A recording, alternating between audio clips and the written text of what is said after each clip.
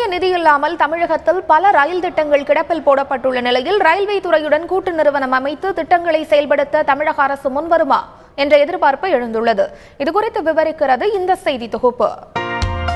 Railway துறையில் பெரும்பாலான திட்டங்களை செயல்படுத்துவதற்கு போதிய நிதி இல்லை.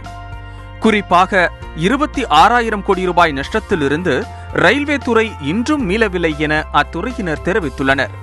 ஒவ்வொரு மாநிலமும் தங்களது மாநிலத்திற்கு உட்பட்ட முக்கிய ரயில் திட்டங்களை செயல்படுத்திக் கொள்ள சிறப்பு ஒத்துழைப்பு திட்டத்தை ரயில்வே அமைச்சகம் கொண்டு வந்தது.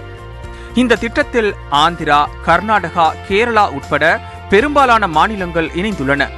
இதில் தமிழகமும் இணைந்தால் மட்டுமே தமிழக ரயில் திட்டங்களை செயல்படுத்த முடியும் என சொல்லப்படுகிறது. தமிழக அரசு இங்கு இருக்கிற மற்ற அரசியல் கட்சிகளையும் இணைத்து அழைத்து கொண்டு போய் ஒரு வலிமையான குரலாக மத்திய அரசில் ரயில்வே துறை உள்ளிட்ட எல்லா பிரச்சனைகளுக்கும் குரல் கொடுக்க வேண்டும். அப்பொழுதுதான் அவர்கள் மதிப்பார்கள்.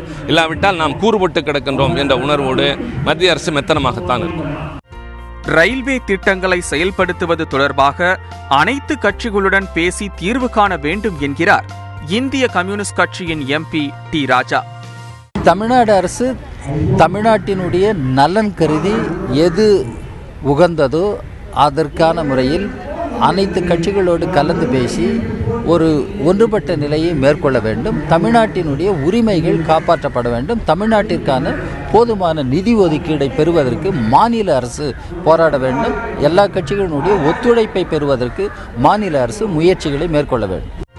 இந்த விவகாரத்தில் தமிழக மக்கள் நலன் கருதி அரசு முடிவு எடுக்க வேண்டியது அவசியம் என மார்க்சிஸ்ட் கம்யூனிஸ்ட் கட்சியின் எம்பி டி கே ரங்கராஜன் கூறியுள்ளார்.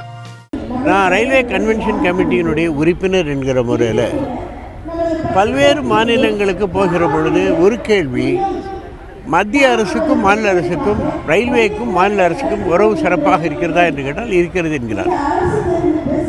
இங்கேயும் உறவு சிறப்பாக இருக்கிறது.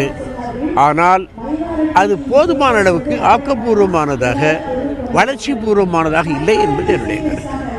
தமிழக அரசு அதை செய்ய வேண்டும் என்று கேட்டுக்கொள்கிறேன்.